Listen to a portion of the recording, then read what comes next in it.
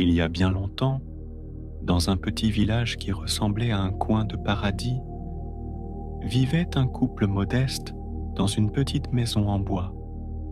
Leur maison, isolée à la lisière du village, était entourée de grands chênes dont les feuilles bruissaient doucement sous l'effet du vent. Le toit de chaume doré, parsemé de plantes sauvages, couvrait des murs de bois vieillis qui dégageaient une douce odeur de nature et de temps passé. À l'intérieur, une unique pièce abritait un lit en bois simple, une petite table fabriquée à la main et une cheminée d'où s'échappait une fumée tranquille. Le couple s'aimait profondément, malgré leur pauvreté. La femme portait une robe modeste en coton bleu délavé et ses cheveux bruns étaient noués dans un foulard ancien. Quant à l'homme, il portait un pantalon usé et une chemise abîmée par les travaux dans les champs. Malgré tout, leur cœur était toujours rempli d'espoir. Cependant, un chagrin pesait sur leur bonheur. Ils n'arrivaient pas à avoir d'enfants. Souvent, la femme s'asseyait près de la petite fenêtre en bois de leur maison, qui était encadrée d'un cadre fragile et abîmé, et regardait l'extérieur avec des yeux remplis de larmes et de prières. Un jour, alors qu'elle était assise près de la fenêtre, son attention fut attirée par un spectacle mystérieux derrière un vieux mur de pierre, non loin de leur maison. Ce mur, recouvert de lierre épais, semblait cacher quelque chose de magique. À travers les feuilles, un éclat scintillant apparaissait, comme un rayon de lumière enchantée. Elle comprit que le jardin derrière ce mur n'était pas ordinaire. Dans ce jardin, les plantes semblaient pousser d'une manière surnaturelle. Des arbres aux couleurs éclatantes, des fleurs aux teintes brillantes comme des pierres précieuses, et une cascade dont l'eau chantait une mélodie apaisante.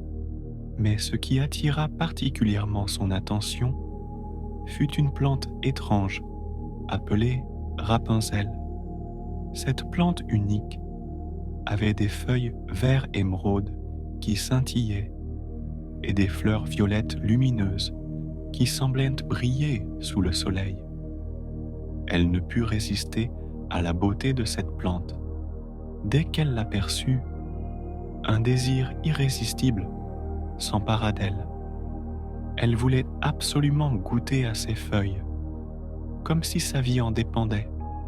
Bientôt, elle ne mangeait plus, ne dormait plus, et son visage devint pâle, ses yeux marqués par l'inquiétude. Elle supplia son mari d'une voix désespérée. « Si je n'ai pas cette plante, je vais mourir. Je t'en prie, fais quelque chose. » Son mari, qui l'aimait profondément et ne supportait pas de la voir souffrir, prit la décision de se rendre dans ce jardin, quel qu'en soit le danger. Quand la nuit tomba et que le village plongea dans le silence, le mari sortit vêtu d'une vieille cape grise pour cacher son visage. La nuit était étrangement calme, l'air froid et le brouillard s'épaississaient, se faufilant comme de petits fantômes entre les arbres.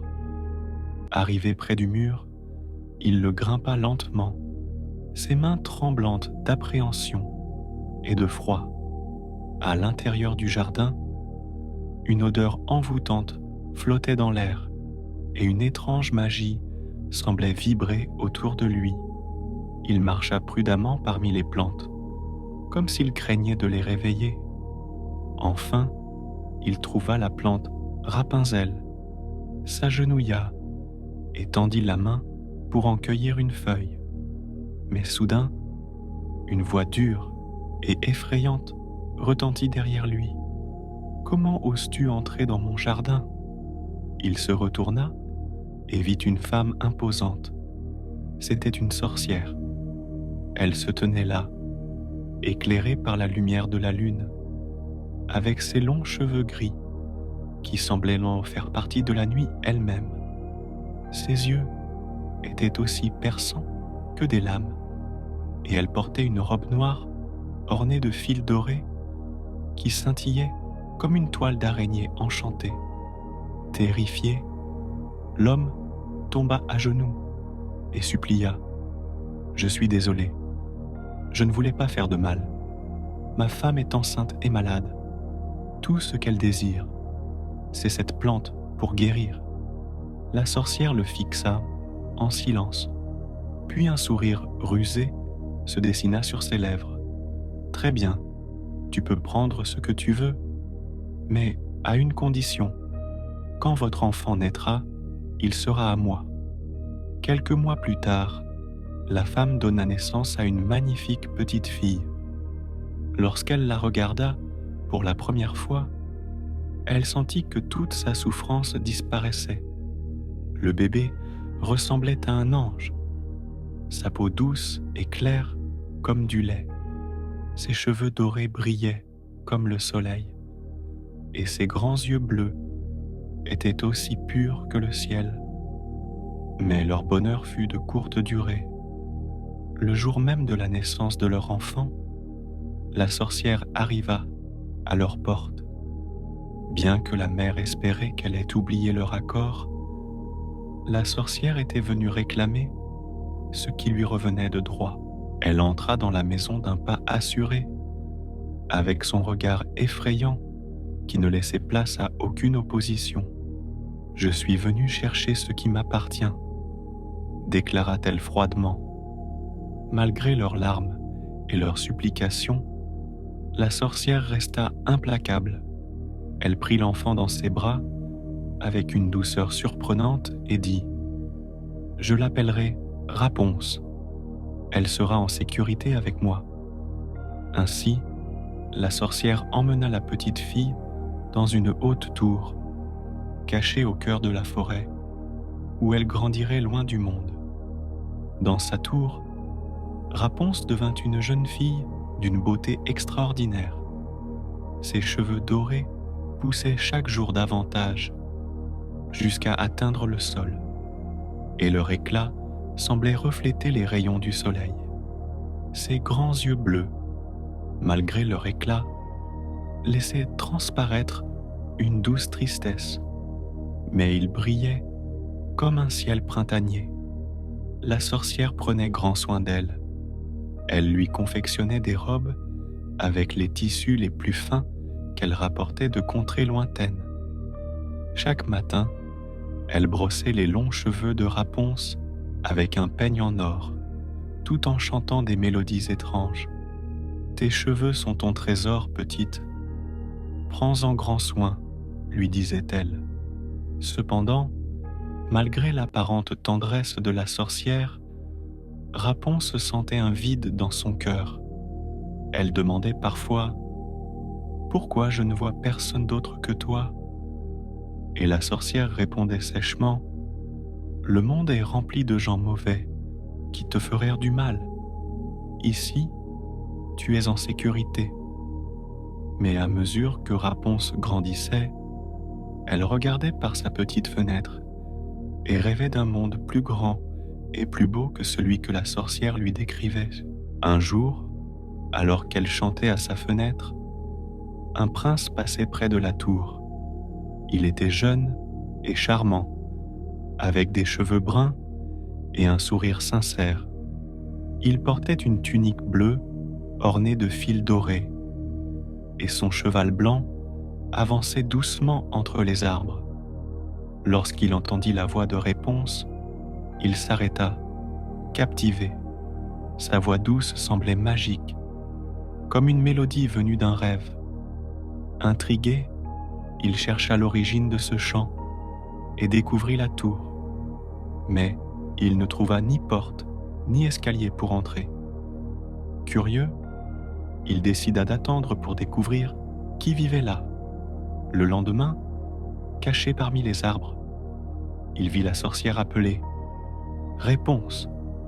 Réponse. Laisse tomber tes cheveux. Lorsque les longues mèches dorées tombèrent, le prince comprit comment entrer dans la tour.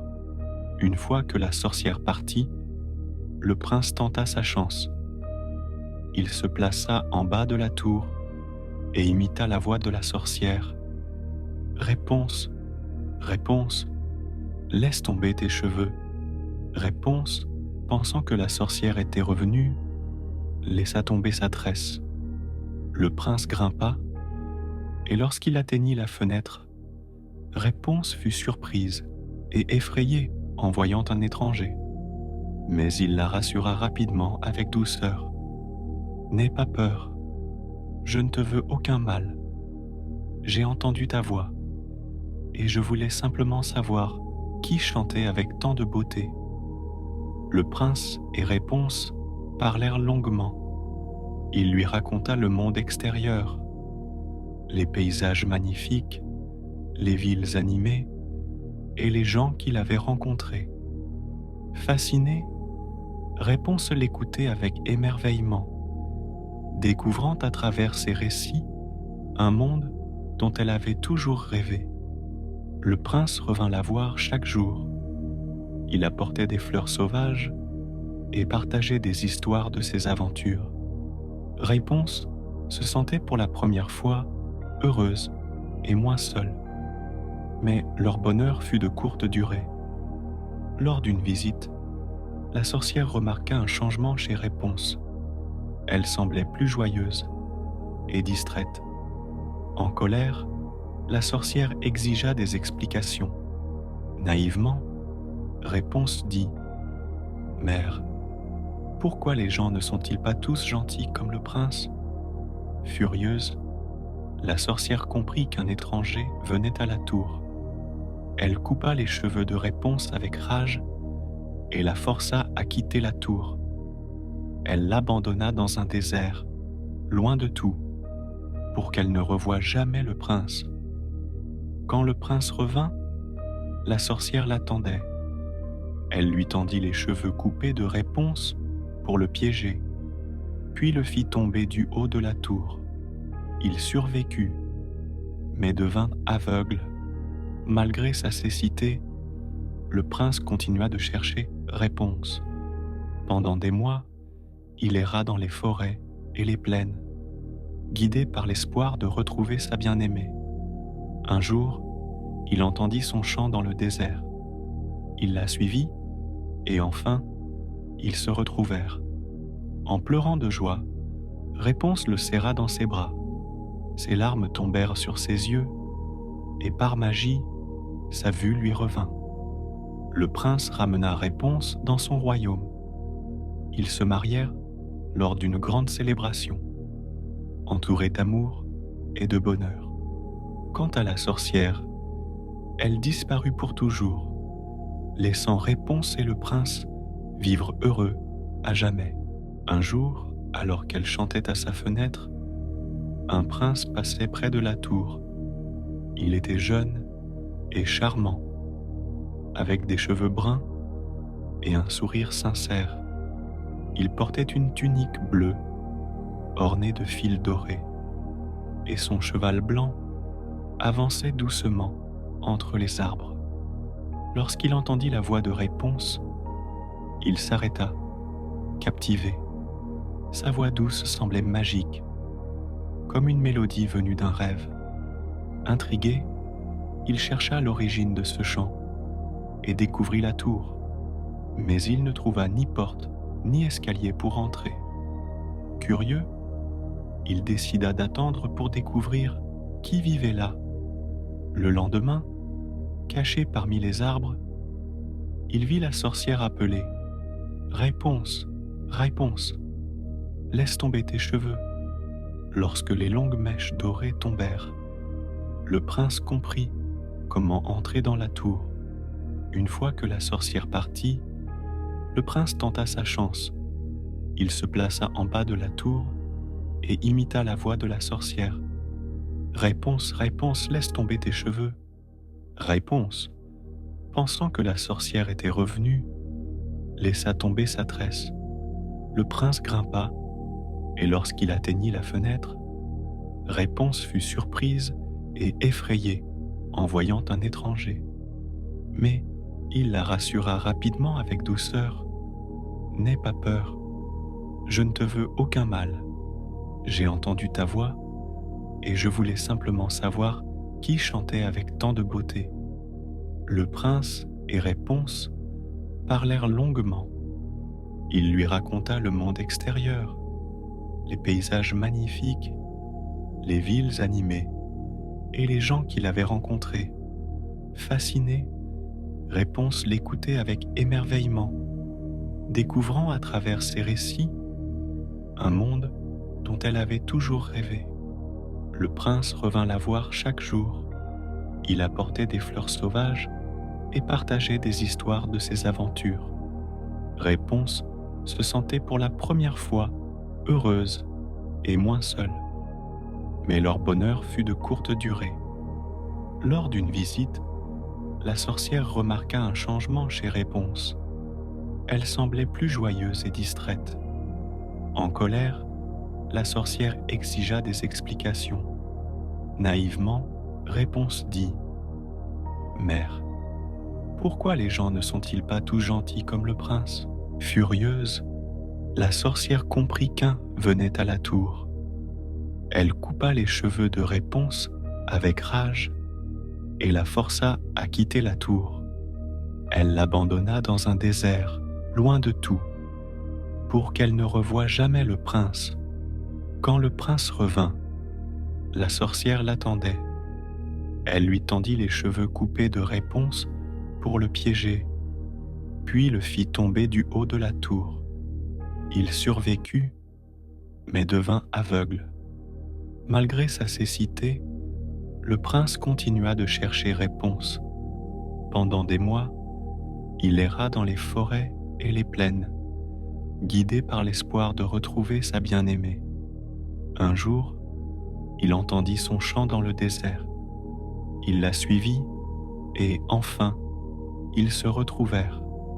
En pleurant de joie, Réponse le serra dans ses bras. Ses larmes tombèrent sur ses yeux et, par magie, sa vue lui revint. Le prince ramena Réponse dans son royaume. Ils se marièrent lors d'une grande célébration, entourés d'amour et de bonheur. Quant à la sorcière, elle disparut pour toujours, laissant Réponse et le prince vivre heureux à jamais. Merci d'avoir écouté notre histoire jusqu'à la fin. Si vous avez aimé cette aventure, n'oubliez pas de vous abonner à la chaîne et d'activer la cloche pour ne rien manquer de nos prochaines histoires. Votre soutien nous aide à continuer à partager plus de récits captivants avec vous. À très bientôt pour une nouvelle aventure.